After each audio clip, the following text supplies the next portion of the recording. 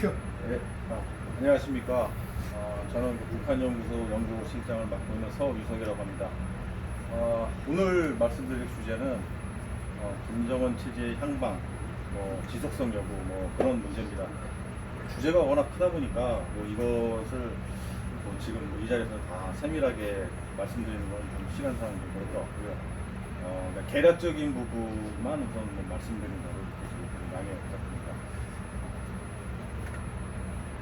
보통 이제 우리가 그 북한 체제의 그 속성을 학술적으로 보통 이제 권위주의 정권이라고 보통 말을 많이 하는데, 지금 세계적으로 권위주의적인 정권이 가지고 있는 그 지속성의 조건이라는 게 있어요. 그래서 네 가지 정도를 이렇게 좀 선별할 수가 있는데, 첫 번째가 이제 지도기구의 그 기능적 필요성, 내지는 지도자의 기능적 필요성. 그다음에 두 번째가 정권의 그 정통성이 유지되고 있느냐 하는 부분. 다음에 이제 체제 변화의 외부 압력의 그 어떤 강약 정도, 그리고 지배 블록의 공고성. 이 네 가지를 보통 아주 그냥 간략하게 그 지속성 기준으로 말씀드리면 네 가지 정도가 될 수 있습니다. 여러 가지가 있습니다. 근데 가장 중요한 것만 추다 보면 네 개 정도로 이렇게 보시면 되겠고요. 그래서 이제 북한 체제 같은 경우는 현재 이제 김정은 체제 같은 경우는 조금 이렇게 급작스럽게 후계자에서 지도자로 변신을 했고, 그 다음에 바로 이제 핵무기 개발을 하면서 이렇게 큰 사건들이 이어지다 보니까 많은 부분들이 좀 어떻게 보면 그냥 막 스킵해서 지나가는 부분들이 많습니다. 그래서 좀 놓치고 있는 부분이 있는데, 우선은 그러니까 우리가 지금 김정은 체제라는 것의 그 안정성 보기 위해서는 2010년에 이제 김정은이 지도자로서 이제 이렇게 등장하게 됐을 때의 그 권력 승계, 여러 가지 있겠지만 간략하게 보면 이렇습니다. 그래서 권력 승계의 계기가 자연 승계냐, 인위 승계냐, 권력 이전의 정도가 완전하게 이전되느냐, 아니면 부분만 이전되느냐, 권력 구조 형태, 단독이냐 집단이냐, 이렇게 보통 나눌 수가 있는데, 이제 김정은 같은 경우는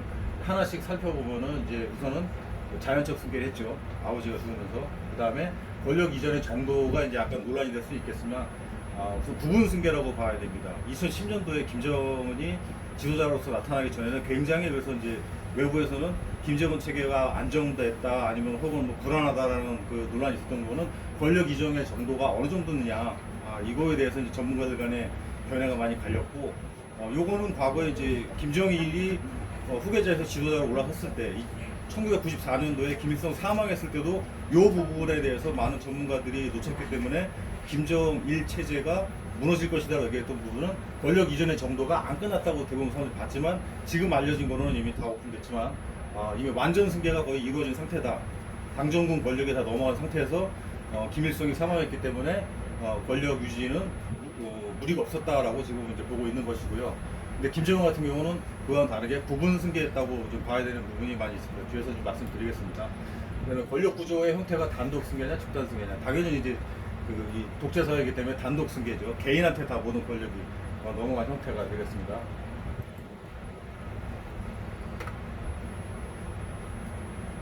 아까 전에 제가 네 가지의 그 어떤 요인을 말씀드렸는데, 이제 그 부분과 관련돼서 이제 북한 체제가 가지고 있는 그 권위주의적인 성격을 갖고 있으면서도 북한만이 가지고 있는 독특한 특성이 바로 지도자의 지위에 관한 그 문제가 되겠습니다. 그래서 지금 제가 맨 위에다가 이제 세 가지 명칭을 써놨는데, 그 수령이라는 거, 그다음에 장군, 원수, 이거는 북한의 지도자들이 가지고 있는 비공식적인 그 호칭이에요.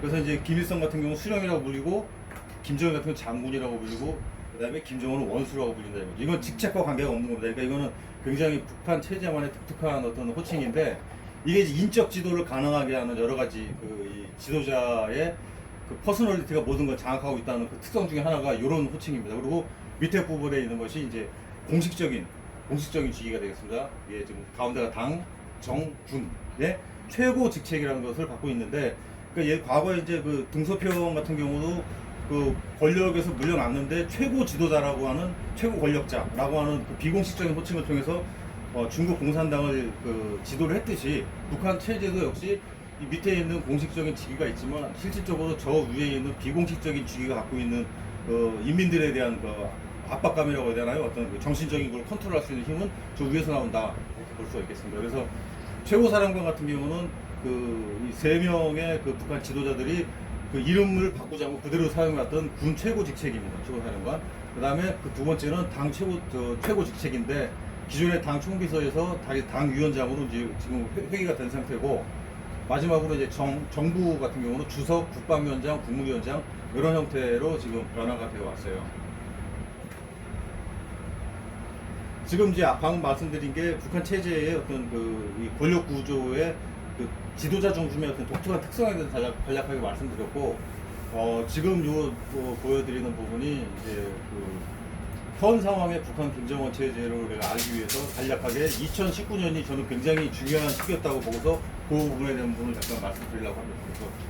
그래서 2019년에 이제 우리가 북한 신년사를 자세히 들여다보면은 이제 그 부분에 김정은이 앞으로 나아가고자 하는 방향 혹은 국정 운영 방향이라고 할 수 있겠죠. 그거에 대한 것이 거의 나와 있었고, 이때에 김정은이 얘기했던 부분이 현재 지금 김여정을 통해서 나타나는 대남 압박이라든지 그런 것들이 다 이 부분에서 어느 정도 나왔어요. 그래서 지금 저기 보면은 사회주의, 자력갱상형 경제 이런 부분들이 현재 지금 아직도 북한에서 작동하는 키워드 중에 하나인데, 이 부분에서 강조를 했었고, 그 다음에 최고인민회 14기 1차 회의에서 김정은이 시정연설을 하는데 거기서 굉장히 중요한 얘기들이 나옵니다.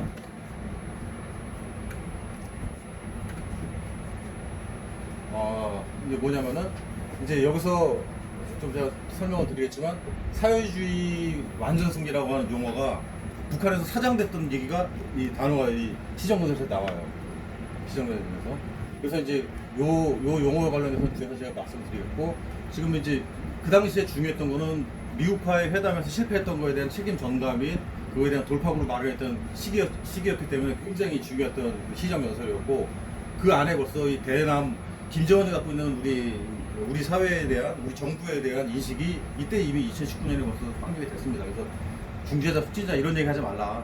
자꾸만 하지 말고 끼어들지 말라는 얘기를 이때 했었고, 그거가 지금까지 쭉 이어져 오고 있다고 보시면 되겠습니다. 그리고 지금 제가 여기서 설명 드려야 되나? 이제 19년에 있는 최고인민회 14기 1차 회의에서 김정은이 얘기했던 그 말 중에서 제가 굉장히 눈여겨봤던 부분이 지금 이 부분입니다. 그래서 경제하고 사회주의 강국을 강조했는데, 노동당 규약이 이제 북한에서 실제 헌법보다 상위라는 거는 모든 분들이 다 아시고 계신 사실인데, 여기 보면 당면 목적하고 이제 종국적 목적이 있습니다. 근데 종국적 목적이라고 하면 다 아시다시피 이제 적화 통일로 표현할 수 있는 것이고, 통일을 얘기하고 있는 거고, 종국적 목적은 노동당의 단명 목적이라는 것은 현 시국에서 자기들이 어떤 걸 목표로 하고 있다는 걸 여기 분명히 밝히고 있습니다. 근데 김일성 시기 때의 당면 목적은 또 당규약에 사회주의 완전 승리라고 얘기를 해놔요. 이때 김일성 때. 그런데 김정일 시기에 와가지고 저 단어가 사라집니다. 아예 쓰지도 않아요. 김정일 자체가 저걸 쓰지 않습니다. 그리고 그 자리를 사회주의 강성 대국이 이제 자기네 목표라고 2010년에 바뀌게 되는 겁니다.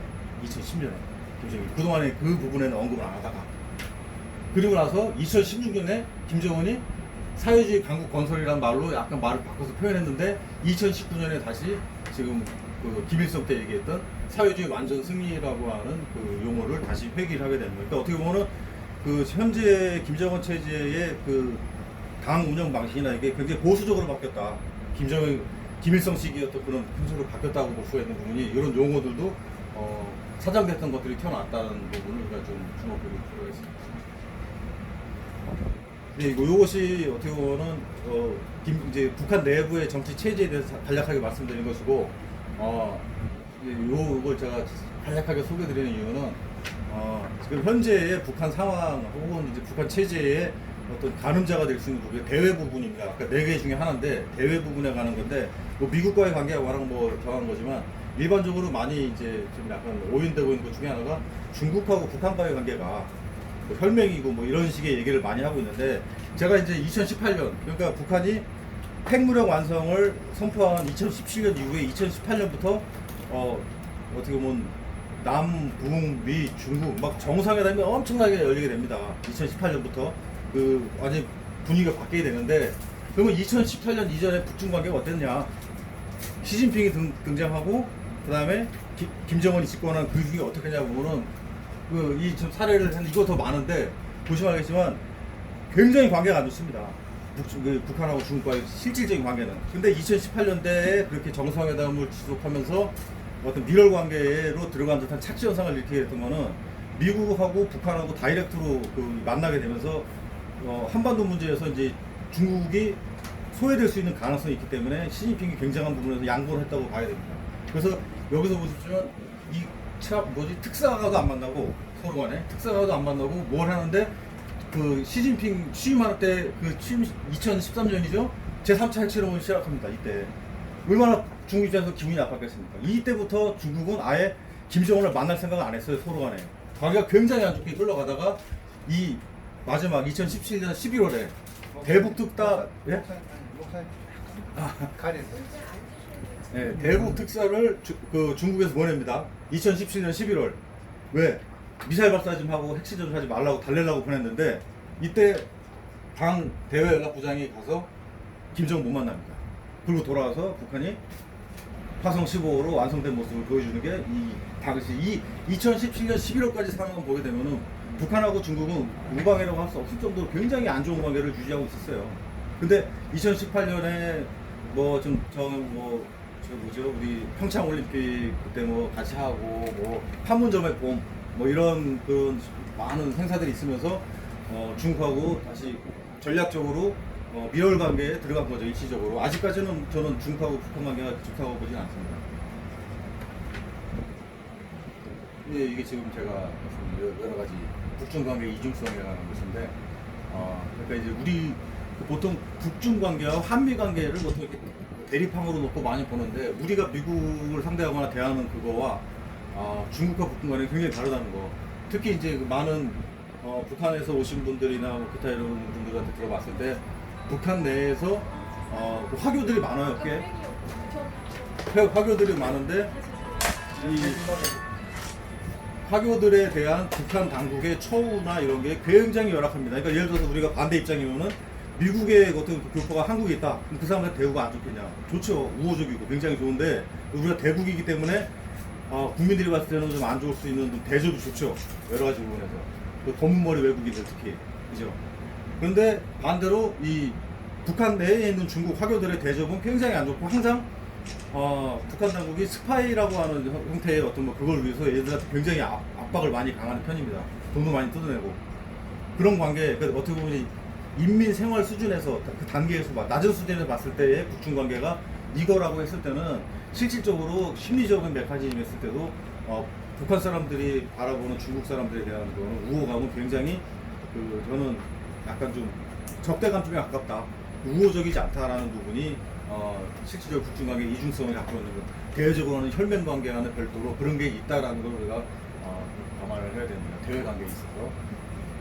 그래서 지금 제가 아까 말씀드린 북한 체제의 어떤 그런 조력 구조의 특성, 그 다음에 대외 관계에서는 다른 나라도 많지만 지금 중국이라는 부분이 제가 보는 거와 일반적인 거와 많이 차이가 있는 것 같아서 설명 잠깐 드렸고, 요게 이제 제가 아까 말씀드렸던 사회주의 완전 승리에서 이어져 오는 북한 체제의 핵심 목표가 되겠습니다. 그래서 사회주의 강성 국가까지 지금 김정은이 얘기를 하고 있고, 그리고 요게 이제 지금 처음에 요 세 가지를 제시했던 거는 강성대국론 제시하면서 했던 거는 김정일이 제시를 했었어요. 이론적인 체계는 거의 김정일이 다 잡아놨고 살을 붙이고 용어를 좀 바꾼 거는 좀 김정은이 이렇게 했기 때문에 사회주의 강성 국가라고 하는데, 이것도 에피소드가 있지 않습니까? 처음에 강성대국론을 북한에서 제시를 했었는데 강성대국에 대해서 중국 쪽의 반응이 굉장히 안 좋았다 이겁니다. 왜 대자가 들어가냐 이거죠. 대국론 소국론에서 대국이 아니다. 그래서 대자에 대한 부분이 사라지게 됩니다. 북한에서. 그래서 강성국가론이 바뀌었던 것도 이건 명확한 건 아니지만 비하인드 스토리지만 그런 얘기고 있고, 저는 굉장히 일리가 있다고 봐요. 그런 부분이.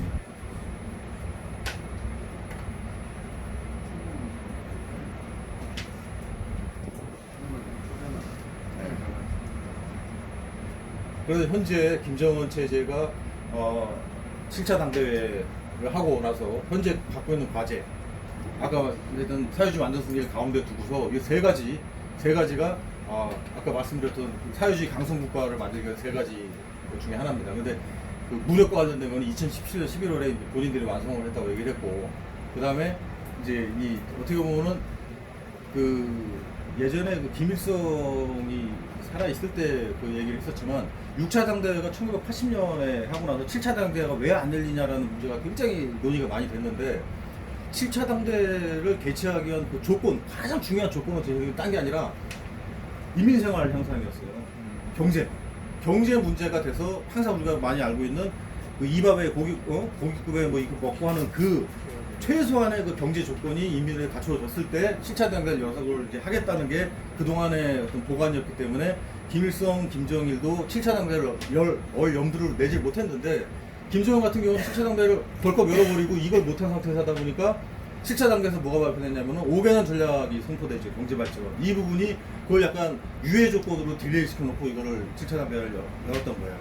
이런 부분이 아까 제가 앞에서 네 가지 뭐 거리주의 사회에서의 어떤 유지 조건 중에 하나인 지도자의 기능적 역할과 관련돼서 이거를 만약에 김정은이 풀지 못하면은 그 네 가지 부분 중에 하나가 굉장히 금이 가게 되는 거죠. 그래서 이 부분에 굉장히 목을 맸던 거고, 뭐 지금 뭐 이미 다 많이 알려져 있지만 그 북한이 지금 뭐 삼지연하고 원산 갈마지구에다가 그 관광지구 하는 것도 그걸 외화버리려고 외화를 벌어들여서 그걸 통해서 인민생활을 향상시키겠다고 하는 그 보관이 있는 겁니다. 그래서 뭐 인민생활 향상하려고 하니까 굉장히 좋은 지도자다 뭐다 할 수 있지만, 목적은 결국 이제 자기 그 체제 유지를 위한 거기 때문에 그 순서가 좀 다르다는 부분을 좀 생각을 해야 됩니다. 아까 말씀드렸던 김정은 체제가 초기 북한 체제로 회귀되는 이런 형태.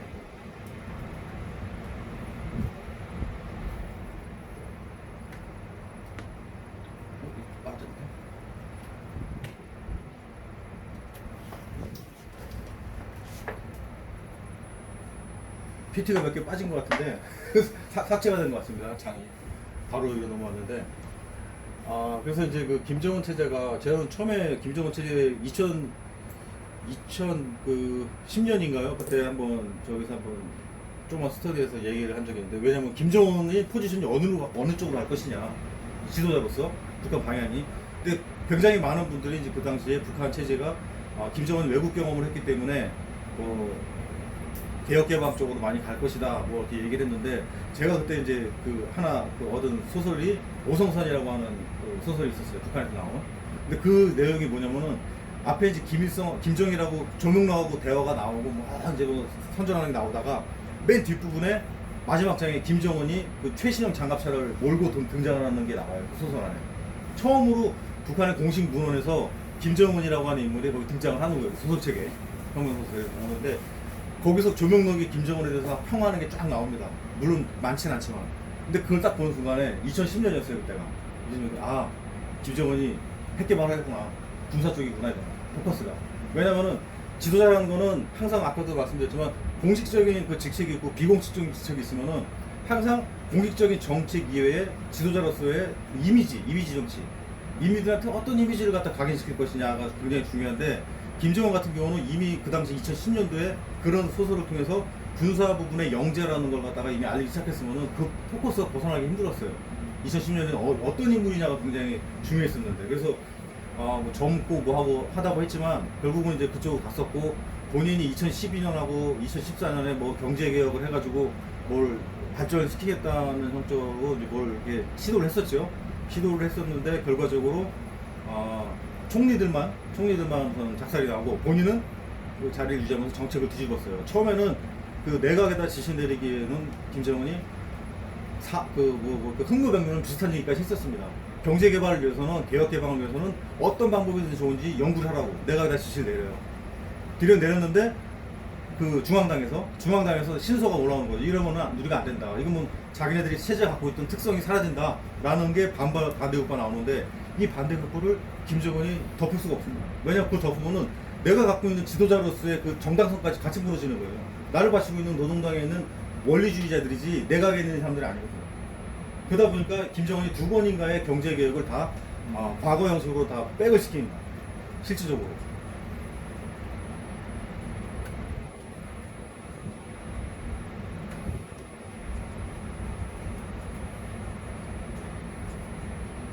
그러니까 제가 전망에다가 그 뒤에다가 좀 첨부를 했는데, 그러니까 지금 저는 김정은 체제의 어떤 그 전망 혹은 뭐 어떻게 될 것인가 그걸 보기 위해서는 김정은 체제가 어떤 큰 그림을 그리고 있느냐를 우선 봐야 돼요. 그 안에서 김정은이 어느 정도 안정적인 포지션을 갖고 있느냐를 봐야 되는데, 우선은 제가 지금 앞에서 쭉 설명해 드린 그런 부분에서 말씀드리고 싶은 거는 우선 공산주의 원리주의로 하겠다. 우선은 그걸 우선 생각을 해야 됩니다. 원리주의로 갔다. 그러니까 개혁개방이라는 것 자체가 그래서 어떻게 보면 좀 지금 현재 미국과 중국과의 분쟁이 나면서 미국 쪽에 있는 엘리트들이 그 반성하는 의미에서 하는 가장 많은 말 중에 하나가, 본인들이 처음에는 소련을 견제하기 위해서 중국을 그 세계 체제로 끌어들여가지고 모든 걸 오픈시켜줘서 경제를 부흥시켰잖아요. 그렇게 되면은 중국 체제가 자본주의가 돼서 자본주의를 이행할 줄 알았다는 거죠. 그 당시 미국 엘리트들이. 근데 지금 와서 하는 얘기는 정책 오판이었던 거죠.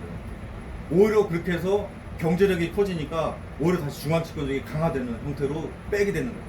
그래서 저는 그 여기에는 좀 제가 그걸 안 써놨는데 개인적으로 그게 굉장히 큰 앞으로의 그 딜레마일 거예요. 그러니까 남북 관계나 남북 통일을 하는 데 있어서 북한 체제를 어느 정도 수준으로 경제력을 올려놓은 상태에서 통일을 해야지 우리가 통일병이 덜 든다는 측이 있고, 저는 약간 그게 의구심이 드는 게, 만약에 그렇게 해서 북한이 어느 정도 경제력을 갖게 됐다, 그럼 과연 통일하려고 할까 북한이?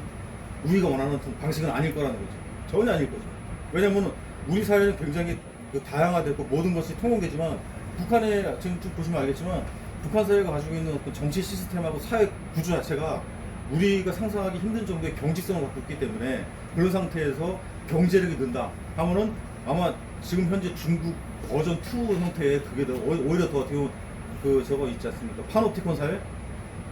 경제 기술력이 독재 사회에 들어가면은 그게 그 일반 사람들의 그거를 통제하기 더 쉬워집니다. 안면 인식 기술, 뭐 이걸 하면은 모든 이민들 하나를 옛날에는 감시원들이 붙어야 돼. 그럴 필요가 없어요.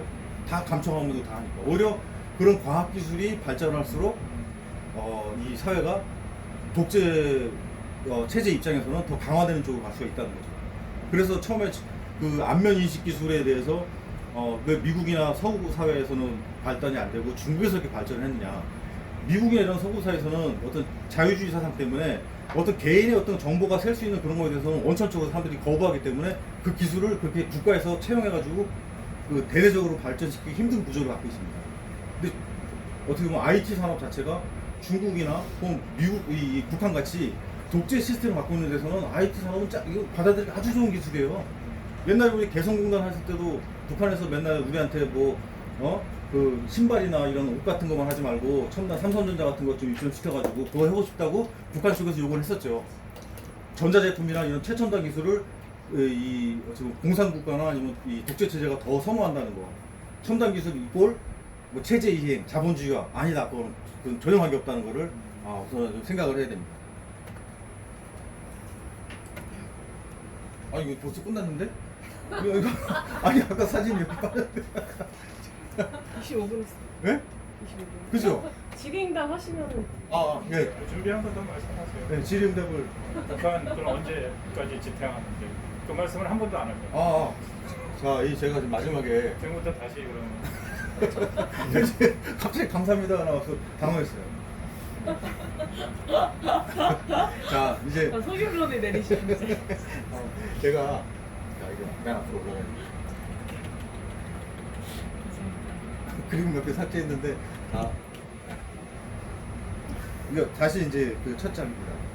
그래서 이제 원래는 제가 이거를 굉장히 큰 작업을 하려고 했었어요. 이거를 이 네 가지 국면에서 이걸 지수화 시켜가지고 어느 정도 수준을 그 독재 체제나 권위주의 체제가 마지노선이라는 게 있지 않습니까? 임계점을 어느 정도 수준 잡아야 되냐. 이걸 지수화, 계량화 했을 때. 그게 핵심적인 부분입니다.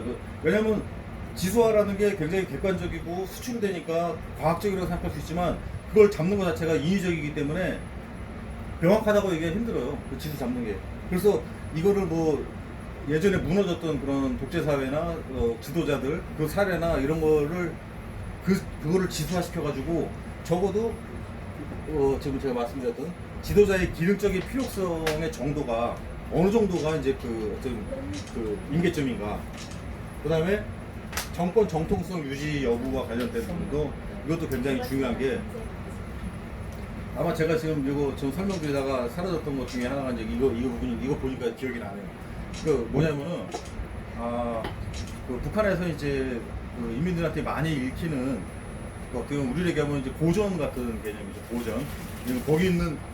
거기 있는 얘기를 우리가 속담이나 혹은 사자성어를 쓰듯이 받아서 쓰는 고전 역할을 하는 게 이제 빨치산 참가자들의 회상기라고 하는 그 책이 있죠. 거기 보면 이제 그 빨치산 참가했던 그 노인들이 썼던 그 수기 같은 건데 거기에 썼던 많은 우화들이 실질적으로 북한에서 일반 사람들이 이제 그 우리가 보사성어 뜻이지 거기 있는 말들을 많이 쓰는 걸 보곤 합니다.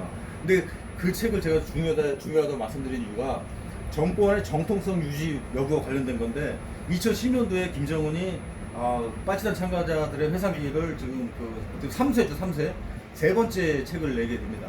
그러니까 그게 처음에 67년도 57년도 나오다가 그 초기 이제 김일성 시기의 정치 변동에 따라서 책이 없어졌다가 다시 나왔다가 반복을 해요. 왜냐면은 자기 옛날엔 동지였는데 현실 정치에서 적이 돼가지고 그 역사에서 사라져야 되는 인물들이 많았습니다. 그럼 책을 다시 내버려요. 그걸 싹 빼버리고 반복해 오다가 그게 2000년에 북한에서 좀 약간 뭐 아시겠지만 어떤 자본이 생겼는지 2000년부터 북한에서 그 책들이 많이 발행됩니다.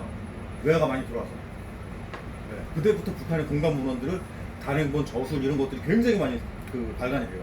그때 빨치산 참가자들의 회상기가 쭉 나오게 됩니다. 2000년부터 한 2007년까지 쭉 나왔던 것 같습니다. 나왔고 그 다음에 김정은도 2010년에 본인이 잡고 그 후계자에서 지도자가 되고 나서 그 책을 다시 발간을 합니다. 세 번째 발간되는 책이에요. 근데 그 책이 이제 뭐 노동신문 보시는 분들은 알겠지만 노동신문에 뭐 미국하고 북한과의 관계가 굉장히 악화됐을 때는 밑에 한 코너가 이만큼 나와서 항상 회상기 코너가 나옵니다. 그래서 그거를 독보회도 북한에서 이제 이민들이 많이 하고, 그러니까 일제 시대에 이 일본군과 뭐 구국군부터 해서 이 만주에서 본인들이 김일성이 겪었던 그 포위대, 적들한테 포위되어 있는 그거를 그대로 현실로 옮겨서 지금은 미국 위지한테 포위됐으니까 똑같다. 그 정신으로 3대 각오로 해라. 이거를 갖다 끊임없이 하는 게 이제 요 정통성 유지와 관련된 부분을 결부시키는 겁니다. 체제 유지하고. 그래서 저 얼마 전에도 저기 누구죠? 호위사령관한테 이일설에 대한 그 특집 기사가 그 노동신문에 굉장히 장문으로 실렸죠. 왜냐면은 이 정통성 유지와 관련돼서 빨치산 중에서 끝까지 살아남아서 죽을 때까지 김정일의 호위사령관 역할을 했던 그 이일설이라는 인물이야말로 모든 인민들과 군인들이 본발에 대해 귀감이다라고 하는 부분에서는 그걸 반복시킴으로써 자기 정통성을 갖고 있는 어떤 그 항일에 가장 앞장섰던 김일성, 그리고 그걸 그 목숨으로 사수했던 그 충신들, 이거를 묶어놓은 책이 항일 빨치산 참가자들의 투쟁기이기 때문에 그 투쟁기와 관련된 부분은 이 정통권 유지를 해서 북한에서 끊임없이 암만 최첨단 사회가 돼도 계속 주민들한테 되뇌면서 이걸 각인시킬 겁니다. 이게 굉장히 중요하기 때문에. 투쟁기에 회상기에. 회상기. 근데 왔다 갔다. 네. 회상기. 원래 임춘추가 회상기라는 책을 내긴 했는데 그거보다는 실제로 북한에서 인용이 많이 되는 건 20권짜리 짧은 책입니다. 네. 그리고 이제 두 번째 지금 말씀드렸던 정권 정통성 유지 여부, 그것도 북한에서 예를 들어서 저런 거죠. 북한 사람들, 젊은 사람들한테 그 회상기를 읽어보고 그 사람한테 만약에 느낌이 어떠냐, 물론 공식적인 자리에서 이제 목숨도 사시자고 이렇게 하겠지만 실질적으로 까놓고 얘기했을 때 이 사람이 그걸 반응이 별로다, 요즘에 그런 게 어디 있습니까, 이렇게 얘기해주면은 이게 약간씩 금이 가고 있다고 봐야 됩니다. 그리고 가장 저한 거는 중국이나 이런 데서 봤을 때 옛날에 이제 잠깐 넘어왔던 탈북자들 있잖아요. 그럼 그 사람들한테 옛날에는 이제 이렇게 만나서 김정일 때 얘기하면은 그냥 반사적으로 장군님 밑에 나오죠. 김정일이라는 말이 안 나오잖아요. 장군님 이렇게 되는데, 왜냐면 본인이 각인돼 있으니까 비공식적인 지도자였던 그 상이 각인돼 있는 겁니다. 그런데 지금 김정은 같은 경우는 원수님이라고 하는데, 근데 이 사람들이 지금 탈북자들이 습관적으로 김정은에 대해서 원수님이라고 툭툭 안 표현한다는 얘기죠. 점점점 그게 좀 강도가 희석되는 건 맞아요. 그게. 근데 그게 이제 체제의 어떤 그 균열 정도냐, 그거는 이제 별개의 문제지만 약해지는 건 사실이다, 우선은. 그래서 아까 말씀드린 그 지수화시키면 참 좋겠는데, 우선 그 샘플링하는 게 굉장히 힘든 부분이고, 네, 그게 있습니다. 그 다음에 체제 변화에 대한 외부 압력과 관련해서 아까 저 이제 그 중국 사례를 말씀드렸는데 결국은 이제 지금 저도 아까 그 결론 마지막 부분에 그걸 써기도 했는데 지금 북한의 체제 변화에 대한 외부 압력으로 가장 좋은 게 그 중국이에요. 중국이 맞는데 근데 항상 그 어떻게 보면은 그 뭐라고 해야 돼 신이 돕는다고 해야 되나 지금 이제 미국하고 중국 간에 그런 분쟁이 생기는 바람에 그런 압력에 대한 것도 이 북한 입장에서 좋은 카드를 줬습니다. 오히려 지금 중국에서 북한에 압력을 넣을 수가 없어요. 지금 코로나 때문에 그 아시나 모르는데 올 초에 1월 22일 날부로 북한에서 먼저 북중 국경선을 통제했죠. 북한에서 통제했어요. 먼저 아예 들어오지 말라고. 그러고 나서 지금 어느 정도 잠잠해지는 것 같으니까 북한 쪽에서 다시 요구를 합니다. 이거 다시 재개하고 싶다. 근데 지금 이제 중국 정부에서 오히려 그걸 갖다 통제하고 있죠. 만약 인원들을 안 받는단 말이에요. 지금 그런 문제가 있다고 이제 그건 최근에 들어온 얘기예요. 그건 이제 그쪽 단둥이나 이걸 통해서.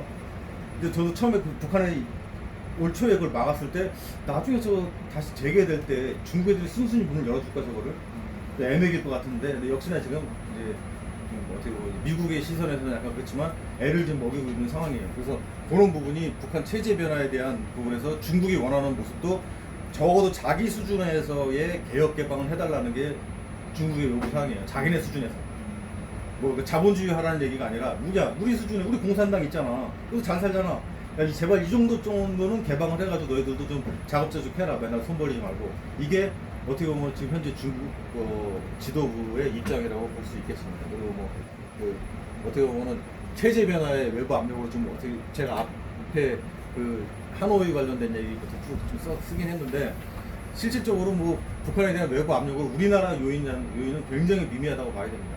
그래서 아까 제가 2019년 그 북한에서 최고인민회 14기 회의했던 거 김정은 발언을 약간 설명을 드리긴 했는데 실제적으로 2017년 이후 2018년 평창올림픽에서 쭉 됐던 거를 우리가 우리가 한반도의 주인이니까 우리가 해야 된다는 거는 굉장히 가슴에 와닿는 얘기긴 하지만 실질적으로 그 긴장감을 만든 것도 김정은이었고 2018년에 그런 판문점의 보험이라고 하는 그런 분위기를 만든 것도 김정은이었습니다. 원인도 김정은이었고 결과도 지금 김정은이에요. 그러니까 지금 모든 한반도 상황에서 키를 잡고 있는 건 김정은이기 때문에 지금 우리가 어떻게 보면은 북한의 이런 체제 변화를 위한 외부 압력을 행사한다는 건 굉장히 어려운 환경입니다. 왜냐? 만약이라는 건 역사에 없겠지만 2017년에 북한이 국가 핵무력 완성을 하고 나서 우리가 2018년에 김정은을 국제사회에 대비를 시켜준 건 우리입니다. 근데 역사적으로 우리 때문에 미국하고 만났고 우리 때문에 중국의 시진핑이 김정은을 만나준 거예요. 만약에 우리가 앞장서지 않았으면 그 당시 2017년 상황에서 북한하고 만날 수 있는 그 국제사회의 지도자가 있었을까? 그 사람은 북한이 굉장히 어떻게 보면 그 국제사회에 공적이 되어 있는 상황이었습니다. 근데 그때 공적에서 어떤 평화의 메신저 혹은 뭐 젊은 지도자의 어떤 이미지를 만들어주게 한 거는 우리 쪽이 일조를 했고 만들어주긴 했지만 그 지금 상황에서 우리가 또 그 상황을 컨트롤할 수 있는 입장에서는 굉장히 벗어나 있다는 게 참 가슴 아프죠. 네. 하여튼 이제 요 세 가지 그러니까 첫 번째, 두 번째, 세 번째고 마지막에 이제 지배블록의 공모성인데 이게 지금 뭐 김정은 체제의 어떤 그 첫 번째 그 공신이라고 해야 되나 지도 그 엘리트들 그걸 보통 우리가 보면 이제 운구 7인방이라고 보통 얘기하죠. 네. 김정일이 시신 나왔던 운구 7인방 다 날라갔습니다. 지금 바뀌었습니다. 그리고 삼지연 그 인맥으로 싹 바뀌었죠. 그 다음에 지금 또 바뀌었어요. 계속 바뀌고 있습니다.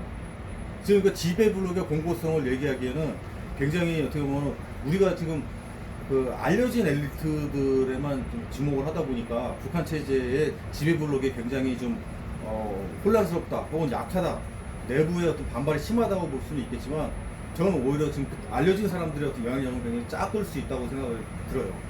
그러니까 지금 그 처음에 말씀드렸듯이 북한의 그 노동당이 가지고 있는 어떤 그 원리주의자들 어떤 종교단체들이 원리주의자들이 항상 있습니다. 북한에도 그 노동당 안에는 원리주의자들이 있고 지금 잘 알려지지 않았지만 그 김정은의 배다른 큰 누나 김설송 그런 인물에 대해서는 지금 거의 알려진 게 없습니다. 근데 북한을 그 오신 분들이나 보면은 북한에서 실질적으로 이름이 알려진 사람보다는 알려지지 않은 사람들이 뒤에서 권한을 더 많이 부린다고 얘기를 많이 해요. 그것이 그 일리가 있는 게 북한의 조직 지도부가 센 이유는 나서지 않기 때문에 그런 거거든요. 나서면 책임져야 돼요. 안 나서는 사람은 책임을 물을 수가 있어요. 그래서 항상 북한에서는 회담에 나오면은 회담 대표는 회담에 대한 책임을 질 수가 있지만 부대표로 나오는 사람들은 책임을 안 줍니다. 오히려 대표를 감시하지. 그런 메커니즘을 갖고 있는 그 뭐지 드러나는 게 오히려 힘이 없다. 북한에서는 안 드러나는 게 실력자다라고 하는 그런 이 지배블록의 어떤 그 룰이 있기 때문에 그걸 감안해 놓고 보면은 지금 몇 번의 그 이 숙청을 통해 가지고 북한 사회에서 지도자들이 바뀌었다고는 하지만 실질적으로 저는 내부의 어떤 그런 보면은 오히려 우리 생각한 거 다 안정적이다. 지배블록 자체는 안정적이라고 볼 수가 있어요. 왜냐면 지금 아까 말씀드렸지만 북한에서 최용해부터 해서 기타 있는 그 혁명 2세대, 3세대들이 아직까지 다 거의 포진돼 있고 그 사람들의 어떤 이권이나 이런 거에서는 그 지도자하고 결탁이 가능한 형태로 어떤 공모관계라고 봐야 되죠. 이 지배블록 자체가. 그 블록이 깨지지 않는데 어디 거기서 균열이 생기겠습니까? 지도자의 이익이 그 나의 이익이고 우리 가문의 이익이다라는 그런 어떤 북한 특유의 어떤 메커니즘이 살아있는 한 지금 이 북한 체제가 갖고 있는 지속성의 기준 이걸 봤을 때는 지금 만약에 굳이 점수를 매기면 암만 저거를 한다고 짜게 준다고 하더라도 이 네 가지 분면 중에서 50점 이하, 60점 이하 되는 게 하나도 없어요. 아직까지 안타깝지만 60점 이하, 그러니까 제가 지금 대략적인 거로 지수를 완전히 만들진 않았지만 대략적으로 점수를 매겼을 때 100점 만점에서 이 네 개 부분을 봤을 때 60점 이하 정도로 떨어진 게 하나도 없다고 이 네 가지에서. 그런 얘기는 참 저간 얘기지만 김정은 체제가 뭐 김정은의 유고라든지 그런 특정한 상황이 아니고서는 의외로 굉장히 안정적이라고 봐야 된다는 거죠. 지금 상황에서 이 네 가지로 놓고 봤을 때 한숨을 푹푹 쉬시는 게 가장 가시죠. 질문이 있죠. 네. 질문 생기죠. 네. 하세요. 이제 지금 이제 미국이랑 국제사회가 할 수 있는 거의 유일무이한 북한에 대한 이제 비폭력적인 제재 방안이 대북 제재로서의 그 경제적 고리인데 그게 지금 몇 년 동안 시행됐잖아요. 거의 15년 됐죠? 아니 이 일상의 경제 제재 속에서 살아왔어요. 북한 자체가. 근데 그게 그렇게 효과가 없어요? 효과는 있죠. 근데 지금 제가 이제 네 어떻게 가지 이렇게 안정화 될 수가 있어요? 그렇게 보여지는데? 아니 그러니까 다 할 수 있는 건 다 있잖아 지금 대북 제재. 더 들어갈 수 있는 게 없잖아. 미국 자체도 아니 유일한 거는 있죠. 해상 검색. 공해상에서 북한으로 들락달락하는 배를 다 차단해 놓고 거기 뭐 짐 뒤지고 다 해서 하면은 그것까지 하면 완전 지금 저거 막. 딱 하나 남아 있구나. 그거 이제 근데 이제 문제는 이 단둥을 통한 중국과의 그 어떻게 나올 것이냐. 그게 있어서 그 안거리가 있어가지고 이게 안 돼. 대북 제재가 실효를 발휘하지 못하니까. 아니 안거리 외에도 그 선박을 통해서도 다 해요. 도래하고. 반적. 네, 판적하고. 뭐 어떻게 그 공해상에서 뭘 단속을 해요? 저는 항상 그게 궁금한 거 어째 이렇게 대북 제재가 네. 심하게 가해지고 있는데 그렇게 체제가 안정이 되잖아. 조금씩 구멍을 막아놨어. 지금 열어놨어요. 그 아까 전에 이제 중국하고의 관계가 암만 안 좋아도 중국이 죽지 않을 만큼은 줘요. 그리고 북한이 중국을 싫어하는 이유가 우리가 봤을 때는 저주이라고 보는데 북한 애들이 중국을 욕하는 거는 이 새끼들이 죽지 않는 만큼만 준다고 항상 팍팍 주지. 또 두 번째 질문이 되게 예쁜 게 네. 이거는 이제 사랑의 불시착이 엄청나게 많은 인기를 얻어가지고 저도 어쩔 수 없이 보게 됐는데 보면은 중간중간에 이제 그 남북 그 북한 사람들이 그 남한 드라마를 몰래 보고 네. 보니까 또 탈북자들이 거기에 관련해가지고 증언하는 유튜버를 되게 많이 봤는데 진짜 뭐 평범하고 일상들 많이 본대요. 네. 그러니까 남한의 선진화된 문명을 그렇게 미디어를 통해 접하는 사람들이 아직도 북한 체제에 대해서 동요를 장군님 수령님 무슨 하면서 이 체제를 믿고 있다는 것도 좀 신기하고 그게 가능해요? 사람은 항상 동요가 안 돼요? 그 미디어를 봐도 그 약간 부분에 여건이 있겠죠. 근데 이 원래 이 통제가 강할수록 인간의 이 멘탈 구조가 면역복배 혹은 이중성 이게 발달할 수밖에 없어요. 그래서 일본인들이 갖고 있는 속마음과 겉마음 이거 하는 게 그 칼잡이들이 지배하는 세상에서 많이 살다 보면은 사람들이 그거에 대해서 굉장히 익숙하게 받아야 돼요. 그러니까 내가 사적인 영역에서 그 드라마를 보고서 그 용어를 쓰는 것과 공적인 장소에서 이거 하는 거는 별개예요. 그래서 이게 바뀔 거라고 생각하면 안 돼요. 쉽게 바뀌지 않거든요. 생활 양식이라는 거는. 예. 그러니까 예를 들어서 그거예요. 그 역사학에서 보통 이렇게 뭐지 장기 지속 역사, 뭐 사건사에서 뭐 이렇게 쭉쭉 나누는 게 있는데 예를 들어서 우리가 지금 한반도에서 지금 김치 먹고 있고 하는 양식 젓가락 쓰고 하는 양식들이 조선시대 고려시대 막 왕조가 바뀌면서도 안 바뀌는 부분이 있어요. 정치 구조가 바뀌어도. 왜 그런 식으로 몸에 내재화된 상태에서는 이거 보는 거 남한조선 거 보는 건 재밌을 뿐이에요. 마치 과거 우리가 그 일본에서 넘어오는 그 야한 거 있잖아요. 저는 야한 거 보고 뭐 복장 보면서 그러면 왜 일본에 대해서 동경하면 일본하고 친일본 돼야 되는 거잖아요. 근데 보면서도 일본 좋게 우리가 똑같은 거예요. 뭐 재밌어.